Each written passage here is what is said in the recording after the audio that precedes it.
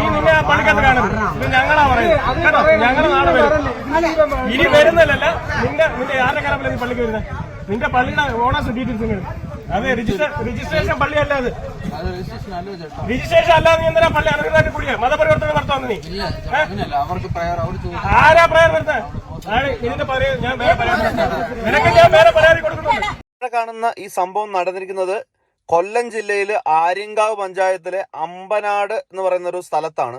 അവിടെയുള്ള ഒരു പ്രിയ എസ്റ്റേറ്റിനകത്ത് ഒരു 60 വർഷം മുമ്പ് ഉണ്ടായിരുന്ന ഒരു പള്ളി പുതുക്കി പണിയുകയും അവിടെ പ്രാർത്ഥന നടത്തുന്നതിനായിട്ട് ഒരാളെ കൊണ്ടുവരികയും ചെയ്തതിന്റെ പുറകിൽ നടന്ന ഒരു പ്രശ്നമാണ് ഈ സംഭവം നടക്കുന്നത്.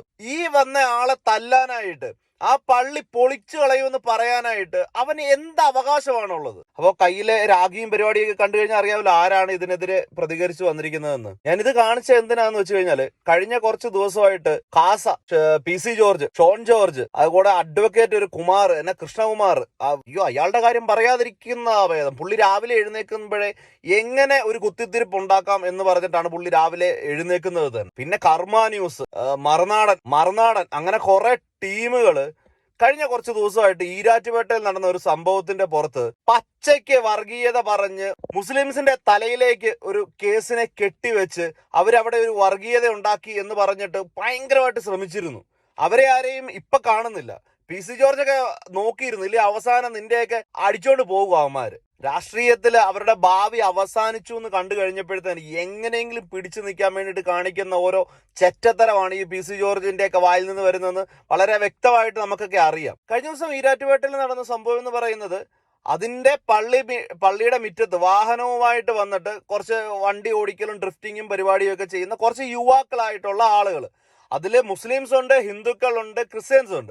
വളരെ വ്യക്തമായിട്ട് അതിനകത്ത് പറയുന്നുണ്ട് ഇത്ര ആളുകൾ, 11 പേര് ക്രിസ്ത്യൻസ് ആണ്, 7 പേര് ഹിന്ദുക്കളാണ്, 16 പേര് മുസ്ലിംസ് ആണ് എന്ന് വളരെ വ്യക്തമായിട്ട് പറയുന്നുണ്ട്. ആ കൃഷ്ണകുമാർ എന്ന് പറയുന്ന അഡ്വക്കേറ്റ് നാറിയുടെ ഫേസ്ബുക്ക് പേജിൽ ഇന്ന് ഏതോ ഒരു സ്വിഫ്റ്റ് കാറിന്റെ ഫോട്ടോ കൊടുത്തിട്ട് അതൊരു കേറ്ററിംഗ് കമ്പനിയുമായിട്ട് ബന്ധപ്പെട്ടാണ്, അതിന്റെ പേര് ഞാൻ മറന്നുപോയി. ആ ഒരു കമ്പനി, മുസ്ലിം പേരിലുള്ള ആ കമ്പനിയാണ് അവർ തീവ്രവാദം ഉണ്ടാക്കാനാണെന്ന് പറഞ്ഞ് പുള്ളി ഇന്നൊരു പോസ്റ്റ് ഇട്ടിട്ടുണ്ട്. അവിടെ സംഭവിച്ചത് വണ്ടി അവരിട്ട് സൗണ്ട് ഉണ്ടാക്കിയപ്പോൾ ആ കാണിച്ച ചെറ്റത്തരമാണ്. ആ നിന്ന പിള്ളേരെല്ലാവരും കാണിച്ച ചെറ്റത്തരമാണ്. ഒരു പ്രാർത്ഥന നടക്കുന്ന പള്ളിയുടെ മുറ്റത്ത് വെച്ചിട്ട് ഇതുപോലെയുള്ള ചെറ്റത്തരങ്ങൾ കാണിച്ചത് വളരെ വളരെ വളരെ വലിയ മോശമായിട്ടുള്ള കാര്യമാണ്. ഞാൻ ഒരിക്കലും അവരെ സപ്പോർട്ട് ചെയ്യുന്നില്ല. പക്ഷെ അതിന്റെ പേരും പറഞ്ഞുകൊണ്ട് ഒരു വിഭാഗത്തെ തമ്മിത്തല്ലിക്കാനായിട്ടുള്ള ചില ചെറ്റകളുടെ പരിപാടികളുണ്ടല്ലോ, അതിനെ ഒരിക്കലും അംഗീകരിച്ചു കൊടുക്കാൻ എന്നെ കൊണ്ട് പറ്റത്തില്ല. അവിടെ വെച്ച് അങ്ങനെ ഒരു സംഭവം നടക്കുകയും അവിടുത്തെ അസിസ്റ്റന്റ് വികാരി വന്ന് ഇവരോട് സംസാരിക്കുകയും ഇവര് ദേഷ്യപ്പെടുകയും ചെയ്ത് ഇവര് വെളിയിലേക്ക് പോകാതെ ഗേറ്റ് അടയ്ക്കാൻ തുടങ്ങിയപ്പോൾ അവർ ഈ പറയുന്ന അസിസ്റ്റന്റ് വികാരിനെ തട്ടിത്തെറിപ്പിച്ചിട്ടാണ് ആ ഗ്രൗണ്ടിൽ നിന്ന് ഇറങ്ങിപ്പോയത്. ആ പ്രശ്നത്തെ വളരെ നല്ല രീതിയിൽ കൈകാര്യം ചെയ്ത ആ ഫെറോന പള്ളിയുടെ വികാരിയോട് ഒരുപാട് നന്ദിയുണ്ട്. കാരണം വലിയൊരു പ്രശ്നത്തിലേക്ക് എത്തിക്കണമായിരുന്നു. ആ സംഭവം നടന്നപ്പോൾ തന്നെ അവിടെ ലിജിൻലാൽ, നമ്മുടെ കോട്ടയത്തുള്ളവർക്ക് അറിയാം, ലിജിൻലാൽ BJPയുടെ നേതാവാണ്. പുള്ളി ഓടി അവിടെ എത്തിയിട്ടുണ്ടായിരുന്നു. ഈ സംഭവത്തിൽ ക്രിസ്ത്യൻ സമൂഹത്തോട് മുഴുവനുള്ള സപ്പോർട്ട് കാണിക്കാനായിട്ട് എന്തായാലും ഈ RSSന്റെ BJPന്റെ ആളുകൾ വളരെ നന്നായിട്ട് കഷ്ടപ്പെടുന്നുണ്ട് നമ്മുടെ നാട്ടില് നല്ലൊരു പ്രശ്നം ഉണ്ടാക്കിയെടുക്കാനായിട്ട്. ഈ പറയുന്ന ഇവര് തന്നെയാണ് ക്രിസ്മസിനെതിരെയും സാന്താക്ലോസിനെതിരെയും. എന്തിന് RSSന്റെ പുസ്തകത്തില് ക്രിസ്മസ് കാർഡ് നിർമ്മിക്കുന്നതിന് വേണ്ടിയിട്ട് മരങ്ങൾ വെട്ടിമുറിക്കുന്നു, പ്രകൃതി സ്നേഹവും പറഞ്ഞ് അതെല്ലാം പ്രസിദ്ധീകരിച്ചിട്ടുള്ള ഒരു മാസിക ഇവർക്ക് സ്വന്തമായിട്ടുള്ളതാണ്.